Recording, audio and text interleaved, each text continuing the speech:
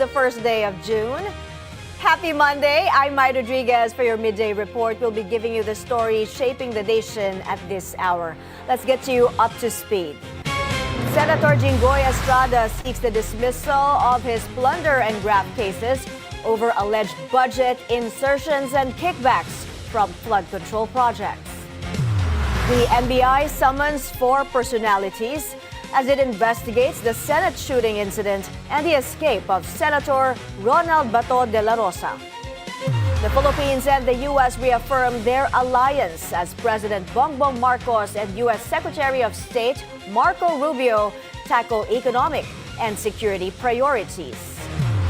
In entertainment, pop star Dua Lipa and Callum tie the knot in London. Senator Jinggoy Estrada is now asking the Sandiganbayan to dismiss the plunder and graft charges filed against him. He's accused of illegal budget insertions and receiving millions in kickbacks from anomalous infrastructure projects. Joan Manalo is reporting live from the anti-graft court. Joan, what's the latest?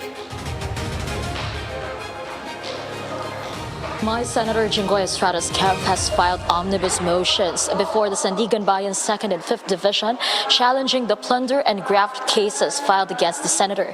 In a text message to reporters, Estrada's legal counsel, attorney Neil Estrada, said the said motions were filed to allow the justices to determine whether the allegations against the senator are factually and legally supported. In addition, they are asking the court to quash the cases and dismiss them with prejudice, or in the alternative, seek the suspension of the proceedings and remanding the cases for a reinvestigation and or the completion of the preliminary investigation. Estrada's camp also clarified that these filings are separate from the urgent motion filed last Friday, which sought the recall of the warrant of arrest issued in connection with Estrada's plunder and graft cases arising from the flood control scandal. At the time of that filing, Estrada's lawyers said they had yet to receive copies of the resolution that served as the basis for the charges. Austria, however, confirmed today that they have already received copies of the said resolutions and are now in the process of reviewing them. As of press time, the Sandiganbayan 5th Division has yet to issue the warrant of arrest for Estrada's plunder case and another graft charge, both of which are pending before the division. The plunder case is a non-bailable offense, while the graft charge carries a recommended bail of 90,000 pesos. In total, Estrada faces 1 count of plunder and 2 counts of graft charges after the Office of the Ombudsman found probable cause to indict him. The Ombudsman alleges that Estrada received kickbacks amounting to not less than 573 million pesos from alleged budget insertions and project allocations under the DPWH infrastructure portfolio during fiscal year 2025. Mai. Joan, what does Senator Jinggoy Estrada have to say about these recent pleadings? Mai Estrada maintains that these are not just technicalities, but rather legal remedies that are available to him under the law. He said that this includes the filing of a motion for consideration, especially since he only received a copy of the Ombudsman resolution in the plunder case last Friday evening. And the senator also added that it is only fair and just for him to be given the opportunity to fully exhaust legal remedies before any coercive measures are enforced against him. And that's the latest from Sandiganbayan. Back to you, John, may timeline ba na tungkol dun sa arrest warrant ng 5th Division ng Sandiganbayan? Kasi akala nung iba, ilalabas na yon nitong weekend. Ano yung naririnig mo dyan sa anti-graft court? As to the timeline o kung kailan lalabas itong warrant of arrest for the plunder case, nire-review pa kasi ng korte itong mga kasong inihain nga ng ombudsman against Senator Jinggoy. So it will really take time. Normally, it will really take time for the court to issue a warrant of arrest. So as of now, wala pa tayong balita kung possible ba na mailalabas ito today. Pero mananatili tayong nakatutok for this warrant of arrest should it be issued by the court. Mai. Thank you for standing by. Joan Manalo reporting live from the Sandiganbayan. The National Bureau of Investigation issues subpoenas in connection with its probe into the May 13 shooting incident at the Senate. Andrea Salve is live from the NBI office. Andrea, what's the latest? Four individuals believed to have had contact with fugitive Senator Bato de la Rosa have been issued subpoenas by the NBI as part of its investigation into the May 13 shooting incident and its alleged connection to the lawmaker's supposed escape. Among those summoned is suspended Senate Acting Sergeant-at-Arms Mau Aplaska, Senator Robin Padilla's Deputy Chief of Staff Jean Robles, Padilla's uncle Virgilio Lakay Carino, and Pasay City Police Chief Joselito Disesto. According to NBI Director Melvin Matibag, all four are expected to appear before investigators within the week. Meanwhile, the possible issuance of a subpoena against De La Rosa's wife Nancy remains under review and subject to consultation with the Department of Justice. Matibag earlier clarified that the investigation is not aimed at determining the senator's current whereabouts, but instead it seeks to establish whether there is a link between the shooting incident and the alleged escape. The remarks come after Senator Ping Lacson criticized the planned summons, describing it as harassment and calling it, and I quote, trabahong tamad. We are not considering the wife of Senator Bato a suspect or anything, but to shed light. Alam nyo, the people should understand, ang sampina, hindi kasi nisampina dahil automatic akusado ka. Kaya kasi sinisampina, you can give reason to shed light on a matter. Mai Matibag also maintained that the Bureau is prepared to face the Senate after the Chamber's Committee on Public Order announced plans to summon law enforcement agencies as part of its separate inquiry into the May 13 shooting incident. Mai. Andrea, may plano rin ba ang NBI na ipatawag si Senate President Alan Peter Cayetano? Mai, we asked Director Matibag earlier, but he said he will refer or he will let the Department of Justice own a panel of prosecutors or investigators to decide on the matter. According to him, whatever the decision of the prosecutors is, the Bureau will support. Mai. Thank you, Andrea Salve, live from the NBI office in Pasay. The search for Senator Ronald Bato de la Rosa intensifies as authorities reiterate their commitment to enforce the warrant of arrest issued by the International Criminal Court. They vow to follow all possible leads. Pierre Pastor has the details. Pierre? Yes, Mai, no stone will be left unturned. This was a statement of CIDG Director Major General Robert Morico II in a press conference this morning with regards to the pursuit of Senator Bato de la Rosa. He also said they have leads, yet emphasized that some operational undertakings cannot yet be revealed at the moment, and that they are also investigating some personalities and events that happened on May 14 that led to the escape of Senator Bato from the Senate. PNP Chief Jose Melencio Nartates also reiterated that they are also eyeing all that Senator Bato has, and will be communicating with. There are a number of police personnel who are involved in the patrol looking for the senator. He said down to the provincial level, there are teams mandated to implement the warrant of arrest. Nartates also said there's no need to create another manhunt team to pursue Senator Bato because all are already in place. The PNP chief also noted that the senator is not the only one that they are after, as there are more than 500,000 people on the PNP watch list at the moment. On the other hand, the PNP said they will arrest Senator Jinggoy Estrada at the Senate despite protective custody. But the implementation of the warrant will depend on the nature of the offense and the laws applicable on legislative immunity. If there is a warrant of arrest, we will have to implement it. I think we will have to follow the order of the court. The PNP has also calendared the activities for the following months, Mai, that they have mapped operational plans. Starting this June, they will be busy securing the students as classes will start next week. July will also be busy because of a major activity of the ASEAN, and another big event will be the President's Sauna towards the end of the month. Mai? Thank you, Pierre Pastor, reporting. Senator Robin Padilla denies being a traitor and asserts his fight for the country's sovereignty. In a statement, Padilla says we should not allow other nations to pass judgment on Filipinos as we have our own laws and institutions. The senator also clarifies that the change in Senate leadership has nothing to do with the impeachment trial of Vice President Sara Duterte. Padilla is in hot water for allegedly aiding the escape of Senator Bato de la Rosa. You would not have won without Sara Duterte. That was the response of Davao City Congressman Paulo Duterte to President Bongbong Marcos. The president, in an interview with Bloomberg Television, said he does not regret choosing Sara Duterte as his running mate in the 2022 elections. He, however, said he is very much concerned that the policies of his administration could be reversed if she eventually wins the presidency.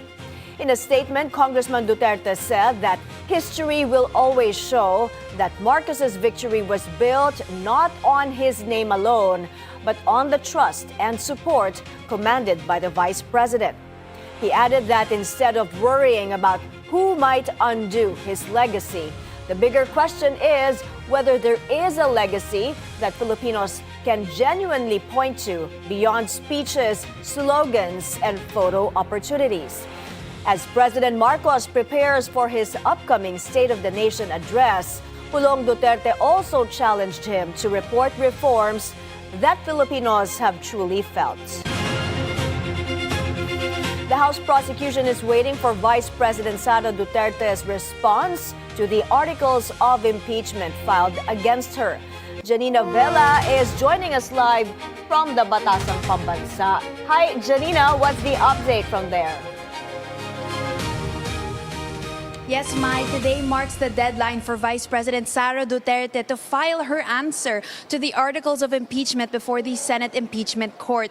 In a press conference today called by House Prosecutor Jervil Luistro, she said that they are ready to receive the answer from the Vice President, hopefully before 7 p.m. Ayon sa kanya, makikita na natin ang kasagutan ng ating Vice Presidente. Once the answer is filed, the House Prosecution Panel will have 5 days to submit its reply. The period is non-extendable, but since the 5th day falls on Saturday, the deadline would move to the next working day, which is Monday. The deadline of this is June 8. Still, Luistro says the prosecution team is aiming to file its reply earlier than that. While Luistro acknowledges the schedule circulating the news of a June 15 pre-trial and a July 6 trial, according to her, there was no official notice of schedule. Regardless, the prosecution team is also finalizing its lineup of private lawyers. Luistro said there is a huge number of private prosecutors who have offered to assist the House panel, and they are now determining who will formally appear during the proceedings. For her part, Luistro said she will not be leading any specific article of impeachment, contrary to earlier reports that she would be lead prosecutor for the article related to confidential funds. Mai. Janina, what can we expect from the pre-trial? Yes, well, Mai, the House prosecution is already preparing for the next stage of the proceedings, which is the pre-trial conference. The purpose of the pre-trial is to streamline the case even before the trial proper begins. This includes the submission of stipulated facts, the finalization of the witnesses or the list of witnesses, and the marking of the documented evidence that will be presented before the impeachment court. But even now, Mai, the panel is conducting workshops and mock trials to prepare for the official trial at the Senate. Mai. Thank you, Janina Vela, live from the Batasang Pambansa. Up next, a possible run for public office in 2028 for MMDA General Manager Nicolas Torre. The details after the break. Stay with us on Midday Report.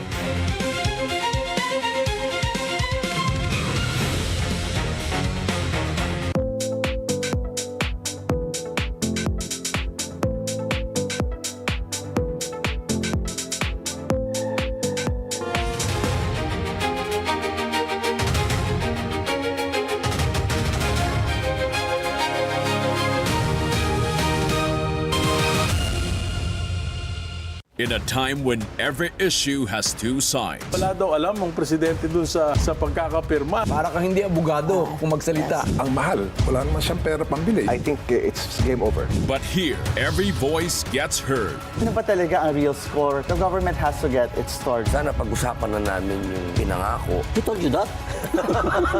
Different views, one conversation. The Spokes on the Bilyonaryo News Channel.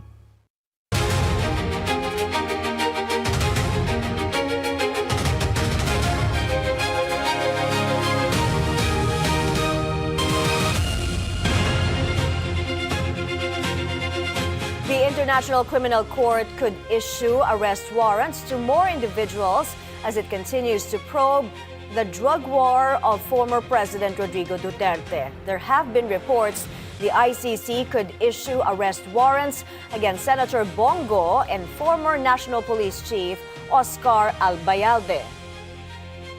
It's well within the discretion of the prosecutor. It's a prosecutor's discretion, not the court, to implead those accused and to file cases against them. Because you see, if you trace the legal line, the prosecutor needs the permission of the court to commence an investigation. It received that permission. And the permission identified the crimes and identified the time period. So anyone who falls within the time period and can be linked to those crimes in various, we call it modes of attribution, modes of liability, can be included in the charge. So the list they have is not the final list. They can still add along the way. The camp of Senator Bato Dela Rosa has slammed efforts to arrest him without a local court order. But on BNC's memo, former ICC Judge Attorney Raul Pangalangan said that the government has the option to surrender other accused personalities to the ICC by virtue of the international humanitarian law. It is squarely provided for in Section 17 of our IHL law that it is an option available to our government. That's an act of Congress, saying that if there is already a pending investigation by an international tribunal, the government may surrender the accused to the ICC. And that is a decision. Is that the word used, surrender? No? Yeah. In the ICC, we use arrest and surrender. So it is a decision to be made by the sovereign state. It is within the discretion of the state to do that. That is a political judgment. And therefore, it is not for courts to override the exercise of that political judgment by the state. President Ferdinand Marcos Jr. and U.S. Secretary of State Marco Rubio held a phone conversation today to discuss key economic and security priorities between the Philippines and the United States. The U.S. State Department spokesperson says Rubio reaffirmed Washington's commitment to the Luzon Economic Corridor and efforts to address regional energy challenges, while both sides also discussed cooperation to promote peace and security in the South China Sea. He adds Rubio highlighted the strength of the Philippines-U.S. alliance and their continued close cooperation as we prepare to mark 80 years of diplomatic relations and 75 years of alliance this year. The first couple welcomed Vietnamese President To Lam and Madame Ngo Phuong Ly at Malacanang Palace early this morning with arrival honors. The visit underscores the growing partnership between the Philippines and Vietnam as both countries mark the 50th anniversary of diplomatic relations and the 10th anniversary of their strategic partnership. After signing the palace guest book, President Marcos and President Lam held a meeting to discuss key bilateral issues. There is no doubt that the Philippines and Vietnam share a common interest in maintaining peace, stability, and a rules-based order in our region. The Philippines is an important partner of Vietnam in the region, and both countries share similar strategic visions and interests and a strong commitment towards peace, stability, prosperity, and the rule of law. The engagement also reaffirmed Manila and Hanoi's commitment to deepen cooperation and strengthen regional peace, security, and economic development.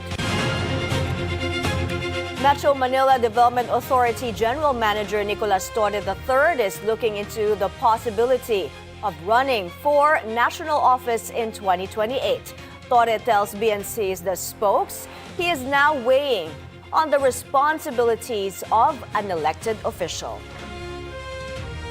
Are you running for national office in 2028? Running for national office, sa ngayon naman ay nagpa-practice lang tayo rito sa tinitingnan ko ang sarili ko if I'm capable of doing something else. So, I'm making sure na itong governance, palaging kinikritisize sa akin dahil pulis nga lang naman ako di ba? Pulis yan, anong alam ko sa national government, yan ang sinasabi nila. Sabi ko nga, kung itong 136 nga lang hindi ko mapagana, how can I even dare or to dream? Kasi parang si Dolphy, kuwan ko yan idol natin yan di ba? Madaling tumakbo. Paano na pag manalo?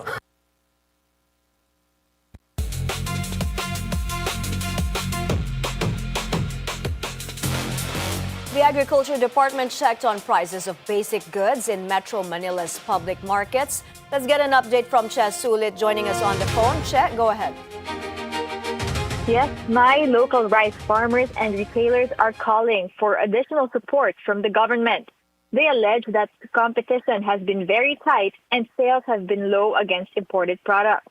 This Monday morning, the Agriculture Department went around public markets across Metro Manila to monitor the price of food products. At the Dagonoy Public Market in San Andres, Bukid, DA officials came with staff from the Trade and Industry Department and Food Terminal Incorporated. PNP personnel were also present. During the monitoring, officials went straight to the only rice stall open today. Nanay Nancy Gonzalez, a local rice farmer and vendor from Mindoro Oriental, expressed her concerns over lower profits. Sa taas po ng bilihin, sa taas ng abono, tapos nabebenta lang ang palay namin ng napakamura. So parang hindi ko rin alam kung ano ang magiging totoong dahilan. Is it the importation? Parang ganun. As of now, the government's 50 pesos per kilo price cap of 5% broken imported well-milled rice remains in place. The DA has said that based on their monitoring, more than 70% of rice retailers have so far complied with the policy. But its Agribusiness and Marketing Assistance Service also says there are hurdles in implementing the price cap. Binabalanse kasi natin yung compliance pero dahil yan batas, isang order, kailangan natin sundin yun ng tayo ay nag-i-implement lang. Minomonitor natin at sinisigurado natin na may implement ng tama yung price cap. Based on their assessment this morning, prices of food products at the Dagonoy Public Market remain stable with no irregularities observed. The daily price index as of May 31 shows that local pork belly or liempo is around 383 pesos per kilo, while local pork chop is at about 325 pesos per kilo. For poultry, whole chicken is selling at around 190 pesos to 201 pesos per kilo. Medium-sized bangus is at 211 pesos per kilo. Medium white chicken eggs are priced at approximately 8 pesos per piece. And among vegetables, eggplant is at about 84 pesos per kilo, while squash is about 61 pesos per kilo. That's the latest from my end. Back to you, Mai. Che, how did DA officials respond to the farmers and retailers' concerns?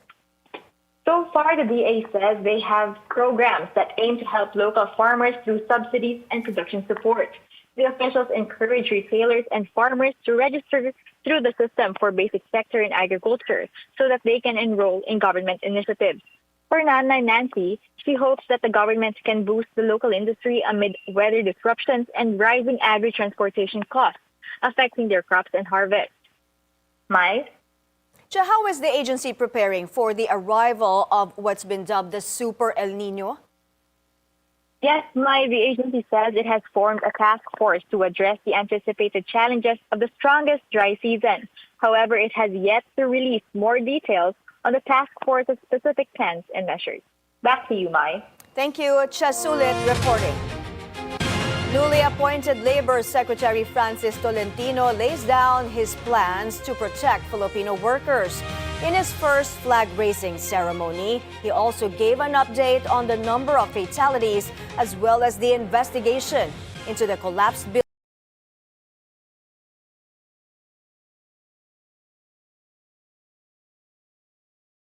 First flag-raising ceremony as Labor Secretary, Francis Tolentino outlined his plans and priorities for the Department of Labor and Employment. In his remarks, Tolentino said that beyond raising the national flag, he is committed to raising the dignity of Filipino workers and further strengthening DOLE as one of the country's leading government agencies. Meanwhile, Tolentino also provided an update on the collapsed building incident in Pampanga, where search, rescue, and retrieval operations remain ongoing. Latest reports show 12 confirmed dead, around 8 people still missing, and 27 survivors. He said the contractors involved may face labor-related cases as the department continues its investigation. He also confirmed that Golden Years construction is not licensed. The labor chief added that the department's investigation into Golden Years construction is expected to be completed by June 12. Tolentino also said he plans to invite labor leaders from various sectors to speak during future flag-raising ceremonies. According to him, this will help strengthen engagement with workers and ensure that their concerns are heard through open dialogue. Back to you, Mai. Micah, ano pa ang ibang sinabing plano ng bagong Labor Secretary natin? Mai, Tolentino shared that he will strengthen the agency's hotline for labor complaints. Kasi he said, medyo kulang and dapat 24/7. He also shared that on the following days, the Filipino people will expect answers about labor issues like contractualization, job order, and talent system. Mai? Micah, doon sa collapsed building sa Angeles City, bakit nakalusot daw itong kumpanya na Golden Years noong nagkaroon naman ng work stoppage, hindi ba? Doon na-flag yung kanilang license. Mai, Tolentino said, ayaw niya mang pagtakpan, but there are only 38 DOLE inspectors in Region 3. And those 38 people are inspecting more or less 7,000 construction sites. And that's why it slipped on their records that Golden Years is not licensed in Philippine Contractors Accreditation Board. Mai? Thank you. Micah Razon reporting. Buildings under construction should use the right materials required. Architect Jose Acorda Miranda of the United Architects Philippines tells BNC's at the forefront, trying to save on expenses by using substandard materials could lead to disaster. He adds buildings under construction should have proper documentation. You know, a building is an investment. Hindi pwede siyang laruin na titipidin mo, hindi mo yun. You can't even say na, bilhin na lang natin muna for that part there, yung substandard na bakal dahil mas mura. No. You cannot compromise the integrity because later on, really, kagaya nito, we're talking about lives kasi. Na we're putting, may building ka, tapos we're putting people at risk. So, malaki ang responsible ni owner dito. The death toll from the building collapse in Angeles City is now at 12. Search and rescue operations are ongoing. Up next, thousands march in Thailand to celebrate the start of Pride Month. That plus the latest in sports and the weather when Midday Report returns. Stay with us.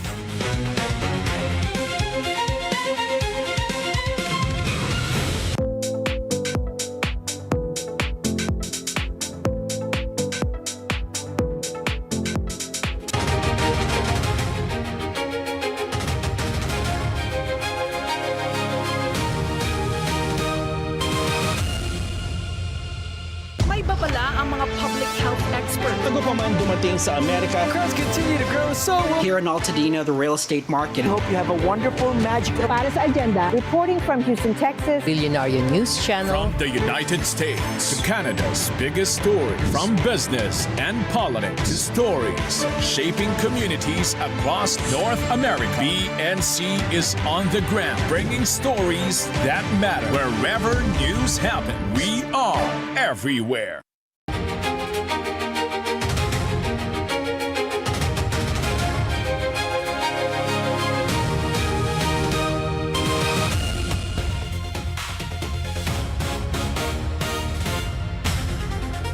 A warning from President Donald Trump. He says the Department of War will step in if the U.S. and Iran fail to reach a new deal. Trump says they're close to an agreement, but warned other options remain if talks collapse. The U.S. has sent Iran a tougher proposal aimed at speeding up negotiations over Tehran's nuclear program and keeping the Strait of Hormuz open to shipping. Meanwhile, Iran says it will not accept any agreement unless people's rights are guaranteed. The soldiers on the diplomatic front have absolutely no trust in the enemy's words and promises. Our only criteria is to achieve tangible results before we fulfill our commitments in return. Until we are certain that the rights of the Iranian people have been secured, we will not approve any agreement. The guarantee behind this strategy is our own lives, which we hold in our hands, ready to sacrifice for the people of Iran. In Lebanon, Israeli troops have seized the 900-year-old Beaufort Castle.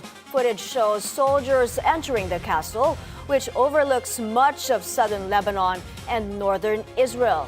Israel claims the area has been used to launch attacks towards Israeli communities.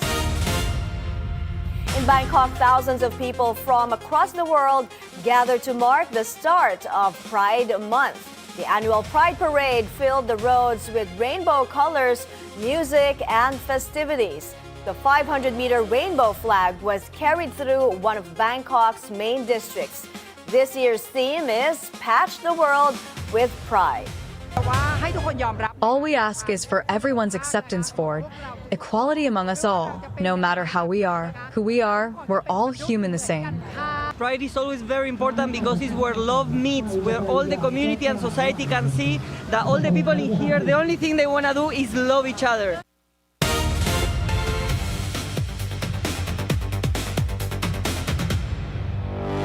Hundreds of people were arrested across France after celebrations of Paris Saint-Germain's victory turned violent in some areas. French authorities said 780 people were arrested nationwide, including 480 in Paris alone. Some fans set fires, damaged businesses, and clashed with police during the celebrations of the Champions League win. 57 police officers were injured, but none suffered life-threatening wounds. The situation was generally under control. There were, of course, some incidents, which you all noted, that led to public disorder and even urban violence, but these were systematically addressed by law enforcement. A police response was systematically implemented. PSG beat Arsenal 4-3 on penalties following a 1-1 draw after extra time. In the UK, Alex Ayala will face Australia's Priscilla Hon in the first round of the 2026 Birmingham Open. The match is scheduled for 5 p.m. Tuesday, Manila time, in the WTA 125 tournament. Ayala and Hon have split their two previous meetings. Hon won their first encounter in the 2023 Roehampton event, while Ayala bounced back in 2024 by winning in China. Hon is currently ranked 135 in the world with a career high of number 94. Ayala will also compete in the doubles event with Czech partner Nikola Bartunkova later at 5:30 p.m. Manila time. Team Liquid PH has made history again after completing a dominant three-peat to win its third straight MPL Philippines Championship and fourth overall title. Sheila Salaysay tells us more.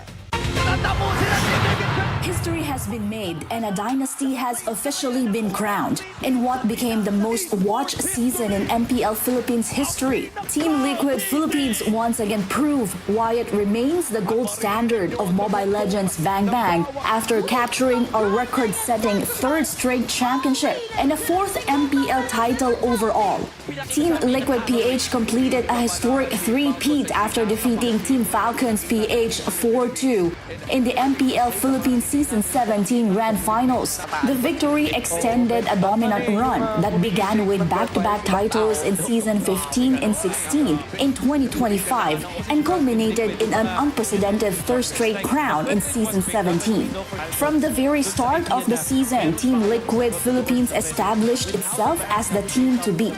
The Cavalry stamped its class on the regular season, finishing as the top seed with a near-perfect 13-1 record. Ironically, their only defeat came against Team Falcons PH in a move that generated attention across Southeast Asia. The organization became only the second team in MPL Philippines history to sign an international import, bringing in Indonesian gold laner Sultan Aaron Shiki Muhammad. Aaron Shiki seamlessly integrated into the roster and provided another weapon for a team already loaded with championship experience.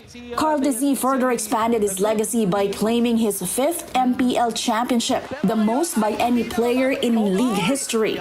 Alston Sanji Pabico secured his fourth MPL title, while JP De La Cruz added a third championship to his collection. For Teddy QT and Daigi QT, the victory marked their first MPL titles of their professional careers. Yet the story of Season 17 extended far beyond the battle for the Immortal Cup. MPL Philippines reached another historic milestone after recording more than 1.84 million peak concurrent viewers, making it the most watched season in league history and expand its reach across generations.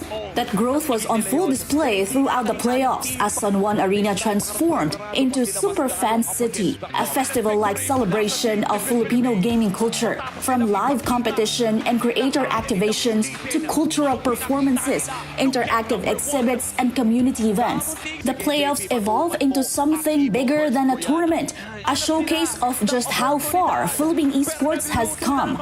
The league also hosted a special send-off ceremony for Filipino MLBB athletes heading into international competitions, further underscoring the growing recognition of esports both at home and abroad. At the heart of the championship charge was a player who continues to thrive on the biggest stage.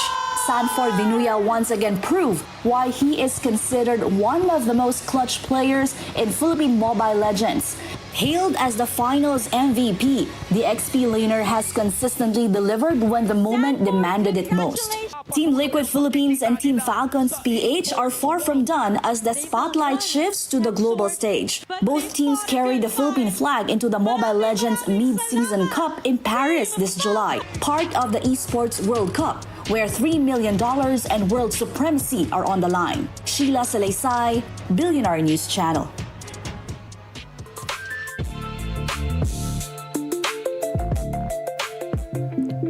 We're still monitoring Typhoon Doming, which is on its way outside the Philippine area of responsibility. It was last spotted 710 kilometers northeast of Itbayat in Batanes. It has slightly weakened, now packing maximum sustained winds of 120 kilometers per hour and gusts of up to 150 kph. Now looking at the forecast track, this typhoon will be approaching Okinawa and the southern islands of Japan. But as it pulls northward, the extension of Doming will continue to enhance the habagat or the southwest monsoon, drawing this stream of tropical moisture across Luzon. Now, what does this mean in terms of rainfall?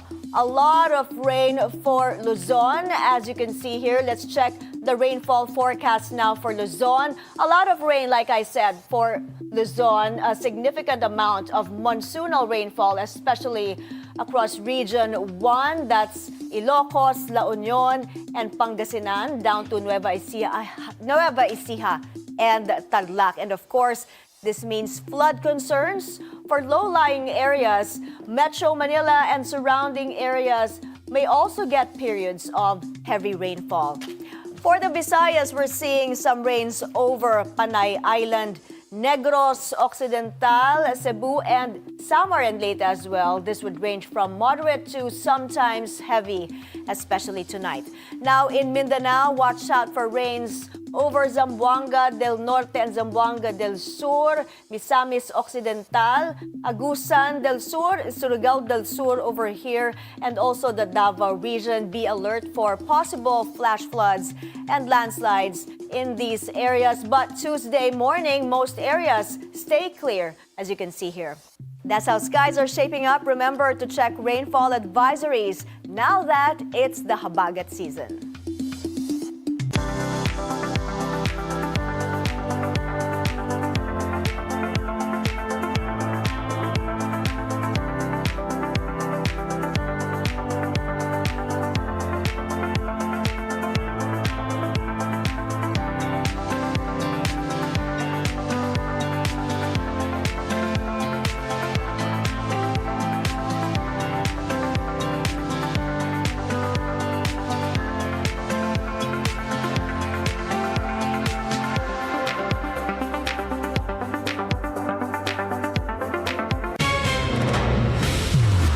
Coming up next, BTS fans in Taiwan taking it to another level, praying to a deity for concert tickets. That story and more entertainment news after the break. Stay with us.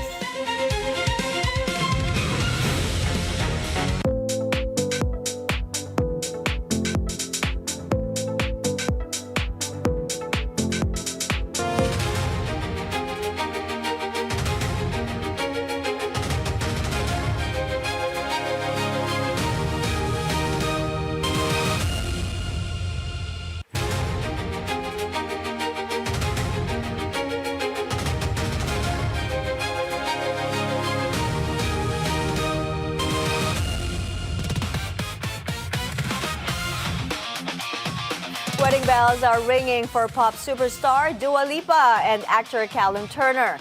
Reports say the couple tied the knot in a private civil ceremony at a town hall in London. Photos show Dua in a chic white Schiaparelli ensemble while Callum wore a tailored navy suit. The pair confirmed their engagement in June after dating since early 2024. Media reports add that the newlyweds may celebrate with a lavish 3-day gathering in Sicily next week. Armies, how far would you go for BTS tickets? Because in Taiwan, some fans are turning to Yu Lao, the Taoist god of love, for a little divine help. At Taipei's Bangka Longshan Temple, fans offered BTS-themed gifts, merchandise, and concert seat maps while praying for tickets to the group's Kaohsiung shows. I hadn't done it, praying to God of love for concert tickets, before, but like you said, it's really hard to get tickets for BTS concerts. So everyone says praying to the God of love is the most efficacious. Another fan joked that, unlike wishing for romance, asking for BTS tickets is much more specific because they already know exactly who they want to see. We have this breaking news. The Sandiganbayan 5th Division has ordered the arrest of Senator Jinggoy Estrada in his plunder case linked to the flood control scandal. We will give you more updates when they become available. Stay tuned to BNC. And that's the Midday Report. I'm Mai Rodriguez. I'll see you again tomorrow at 1 p.m. Stay informed and stay safe.